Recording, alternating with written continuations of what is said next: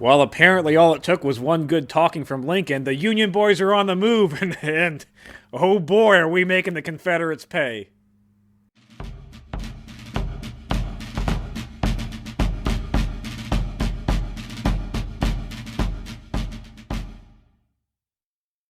Hello and welcome to Civil War in Hindsight. I'm Lieutenant Tommy. With me, as always, is Prospector Johnny. And Prospector, it's good news abound all week long for us. Just Union a good boys. week, just flat out good week. It's a flat out. Oh, good, I don't it even. has been. I'm not it even has sure. been a there's- minute since we've had a good week, Lieutenant Tommy. I'm not even I'll sure tell if we you. got any bad news at all this week. It's pretty much all good. So let's. But I assume the war's not over. Are you Oh, gonna have a no, bottle of yeah. champagne or A something? bottle of champagne, all that kind we're of at thing. least making our progress. We're making. We're doing stuff. We're doing stuff. We're taking stuff. We're actually fighting, taking, and holding. We're not like just giving back. All right. Oh, tell me more. I want to hear this. All right, so it's going to begin on January 17th with Union gunboats underneath Brigadier General C.F. Smith, who's going to bombard Fort Good Henry name. on the Tennessee River for the next 2 days. This is all a part of the movement into Tennessee and taking over those couple of forts that are down there on the river.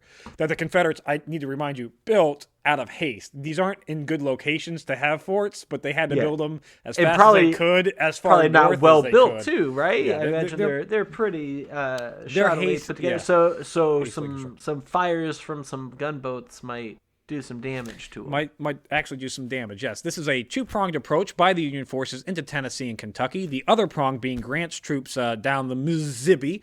But they're going to be hampered by a huge ice gorge that was blocking the Mississippi because it's cold out, if you can't tell. A little bit by my cold. breath. Yeah, there's an iceberg in the Mississippi that's kind of preventing Grant's gunboats from going anywhere. Have they tried shooting at it?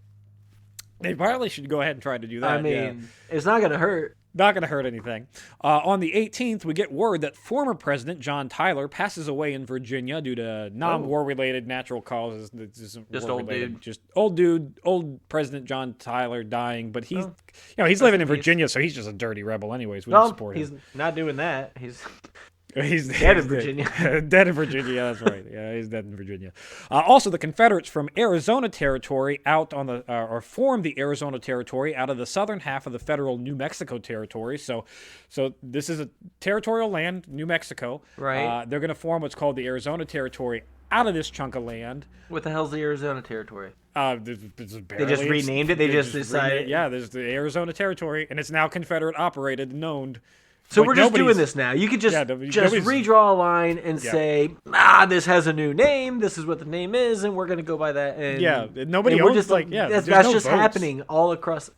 Yep, no votes, no nothing. Just forget the native people that were living there first. We're just drawing lines and making up shit as we go along. To be fair, we've been doing that since we stepped foot on we North have American land. We have And been. We've been doing that, yeah. Potential good news here as federal forces under George H. Thomas, General George H. Thomas, he's going to begin his push to surround Confederate forces underneath General George Crittenden near Mill Springs in Kentucky.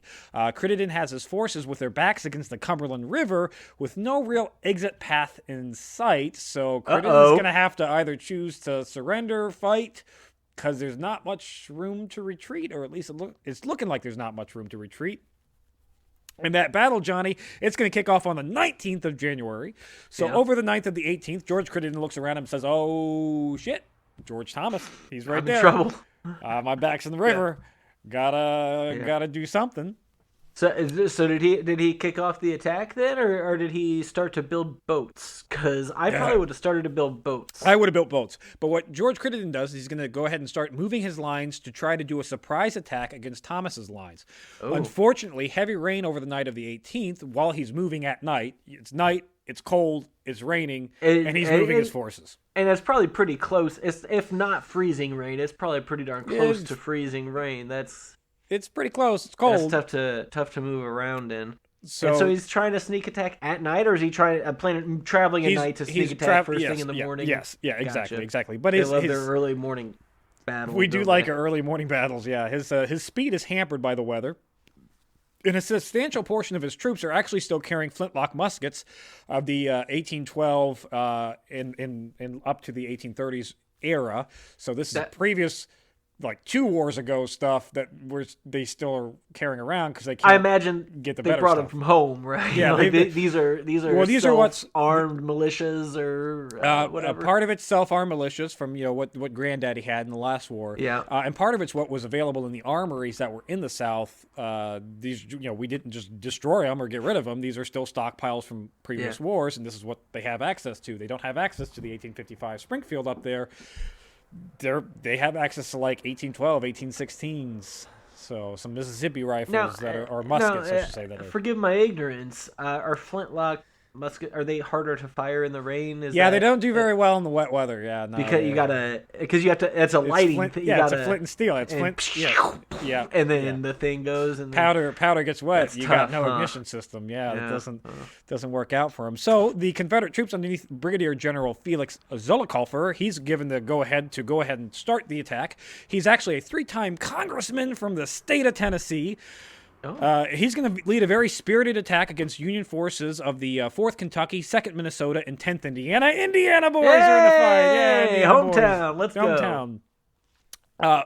They do actually make progress in this initial surprise attack, but any progress made here is going to be quickly hampered when Zollicoffer, wearing his bright white raincoat, because it's raining, mistakes the 4th Union Kentucky for his own troops. He thinks they're firing on his other own troops, so he rides out in his bright white coat, say, "Hey, you guys, you're firing at those are Confederates. You're firing at the wrong guy." And he's gonna quickly realize the mistake when he gets shot and killed by the 4th Kentucky, who are Union boys. Which I get the confusion. He thinks Kentucky seceded because the Kentucky. Quick recap. I'm sorry, because this is a lot. A Union army was firing on a Confederate army. Yes. This guy Zollicoffer, thought the general of the that Confederate Union army was a Confederate army. Yes. And they were confused because obviously they still haven't sorted out their uniforms things, and all that. And so he went out to tell them, shoot at somebody else. And they're like, nope, we know who we're shooting at. And now he's dead. Yes. That was the last act of his life was... My goodness. Reportedly, he's going to be shot by Union Colonel Speed Fry, who was the commander of the 4th Kentucky. So apparently, I can just see him? Just him. Yeah, I can see what happened. Not a bunch of other ones. I can see what happened is you get Zollicoffer, who's riding out in his white raincoat. Hey, Colonel, you're shooting at the wrong guys. Yeah. No, I'm not. I know what I'm doing. So the Confederates and so now they watch their general die. General die. Yeah, this is die. Yeah, General die. He's a brigadier general. He's going to get shot and killed. And so the Confederates are going to, their center line that's attacking is going to waver and fall back to the original positions. Yeah, that's bad news. The overall commander, Confederate General Crittenden of the Confederates, he's going to attempt to rally his troops, and he orders a general advance across the entire line. But General... At some point, Crittenden got word back that the reason everybody was falling back into line was that they all just watched their general get shot. Yeah, he knew. He knew. Good job keeping your head and about you and still trying to come up with some sort of strategy to regroup, because, my goodness. The good news is, though, Union General Thomas is going to arrive on the battlefield personally. He's going to order the 9th Ohio to attack the Confederate left as they're marching up, which they do, and they flank and turn his position, and once the Confederate left is gone, that's it. Battle's over. The whole Confederate line retreats and gets the hell out of there. Unfortunately... But they retreat to where? Like back to camp? They're by a river, right? Yeah, they retreat back into their camp by the river, and unfortunately General Thomas does not push the advance, and so he does allow the Confederates over the course of the night of the 19th to go across the river. He gave them a whole night just to get away. Yeah, just to buy. Yeah. But Johnny, I guess you know what? We got land and we took it, and we kept it. And that's fewer mouths to feed in a prison camp for all the captured rebels. So I guess that's fine, and at least they took the land. So we have up until that river now Yes, yeah. So the Confederates here at near Mill Springs are now back. They're across the river. They're out of Kentucky. So we've got the first major kink or hole that's been punched through the Confederate positions in Kentucky. So now we've And got that's going to help this with is a our very Anaconda plan here. not yeah. This isn't a large battle, but this is a very significant battle in that we've now pretty much established not control of Kentucky, but we've got a foothold. Yeah, we've got a good, strong foothold Yeah. back in Kentucky. Yeah. So of the roughly 4,000 Union troops engaged, they're going to lose a total of 39 killed, 207 wounded, and 15 missing. Confederates of roughly the equal size are going to lose 125 killed, 309 wounded, and 99 missing. So big Union victory in terms of casualties here. Yeah. I mean, yeah. Also, lots of casualties. That's 3 times the deaths alone that the Confederates suffered versus the Union troops here at this battle. So very significant Union victory here. I mean, good God. Yeah, that's... is this one of the bloodier battles to date? I mean, Manassas Bull Run, that Right. was bloodier, but yeah, this is still a But, significant. I mean, yeah, it's this up is a there, is significant- what I'm yeah, saying. Like, this is like... all this stuff's starting to get real, Tommy. It's like... Yeah. I mean, we were expecting kind of a short little war where they'd get scared and stop, but I mean, everyone seems content with killing their cousins. What is that? That's 500 out of 4,000. That's like 15%, 20% casualties. That's pretty significant for the Confederates. That's up there. Yeah. On the 20th, Crittenden is going to be able to complete his withdrawal, leaving his entire camp with its rations, equipment abandoned to the Union forces. The Union forces are a little surprised about how many flintlock muskets are on the field, because that's like what are you using? You using Grandpa's gun? What are you doing? Yeah, I mean, imagine they're surprised. You figure you're going to go raid the battlefield. You're going to find some weapons that you can use, pass off to some other troops and everything, and they're picking up antique relics that aren't really usable for our are guys. useless. No. So yeah. kind of a bust there, but they do go get to loot the bodies. Yeah, they do get all the tents. They do get all the they leave everything. They leave So guns, I mean, they had munitions, camp tents, set food, up, yeah. and it's gone. It's now. gone. So that's just more supplies, and they're already dwindling. Kind of supply chain they have. Yep. Stuff that they could not afford to lose. They just lost. There is That's rumor fantastic. that Crittenden himself is going to be charged with being drunk during the battle, and rumor has it that his army is probably going to be dissolved and his command is in jeopardy. It looks like he might be getting the old court-martial boot from the Confederates. We'll see how that plays out in the future, but it's a bad day. It's a bad day for Crittenden. On the 21st, Grant's expedition force of 5,000 men is going to actually return to Cairo after getting blocked by that iceberg. They're like, fuck it, go back home. So they just turned around. They didn't shoot at it, Tommy. You can't tell me that they shot at it and tried to break it up or anything. So they saw an iceberg and turned back home. I mean, when has an iceberg ever done anything to anybody? Their whole point was a diversionary attack, though. So they were supposed to, draw troops to Columbus, Kentucky, away from the battle that we had last week, the battle here at Mill Springs, and that end of it was successful. He was not supposed to be. So the fact that they were traveling down the down the river, just the fact that they were doing that, they caught the attention of the Confederates, brought some people to protect it and acted as a diversion they could, so that we could get that stronghold.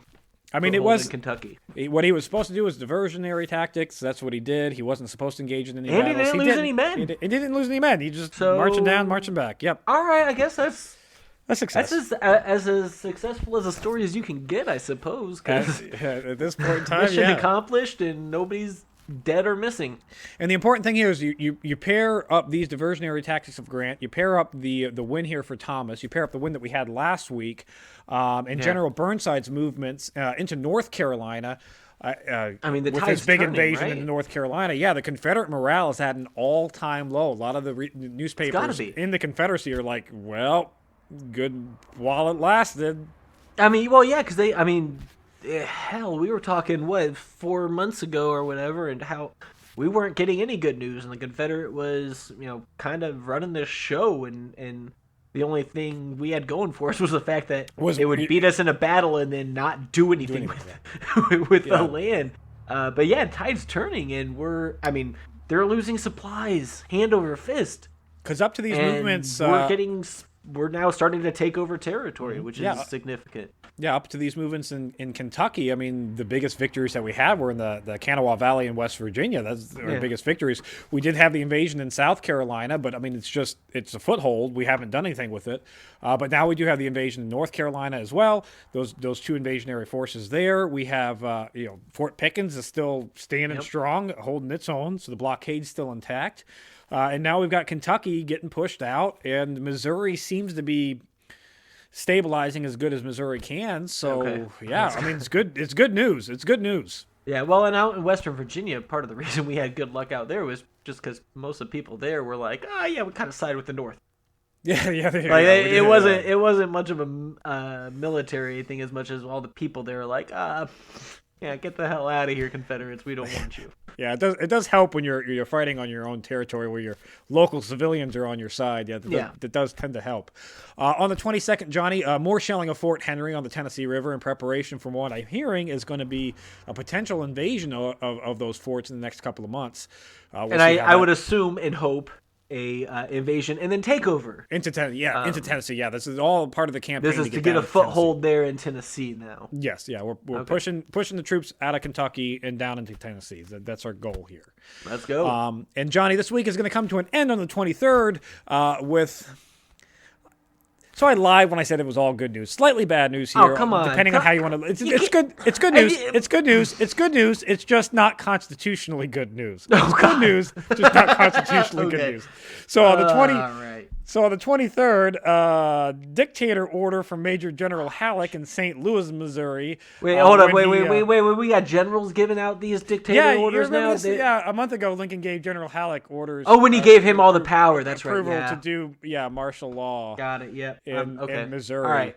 So we're in Missouri, and what's he doing now? So General Halleck in St. Louis gives orders to seize property of pro-secessionists in St. Louis who failed to pay assessments, basically taxes, for the aid of pro-Northern fugitives. So basically, General Halleck is seizing property of anybody who's not paying pro-union taxes for union fugitives. Bad guys who are doing illegal things. Yeah, taxes that he made up. If you're not paying a pro-union tax, your property is going to be seized. I'm sure that's going to go over super well because as a country, America historically has been totally fine with just being taxed for BS reasons. Yeah. And he gave Army officers, like dudes like me, as low down as a second lieutenant, the ability to arrest anyone who's interfering with the order to seize property. So yeah, not a chance that power was abused. Yeah, not a chance. So we'll see. God. We'll see how that plays out over the next Missouri's going to secede, right? I mean, at this point, I wouldn't blame them. And what are we doing to him out there? Not the smartest moves here, no. But we're just gonna have to wait for the next couple of weeks to see how. Why is that? Why is he still in charge out there? What are we doing? Well, remember he's the replacement. Like he's already replaced. I know, but so what do we give as far as leniency and chances for these people? Okay, we can't find. This is our best. This is the best we have. Apparently out in Missouri, yeah. I mean, come on. He's the guy hand-chosen by Lincoln. Well, I guess that makes sense. He's the guy hand-chosen by the dictator to go do dictatory things out in Missouri. So stay tuned next week. That's it for this week in Civil War in Hindsight. If you enjoy Civil War in Hindsight, check out Historic Hindsight. We talk about all kinds of other historical shenanigans like how Mount Rushmore is bullshit.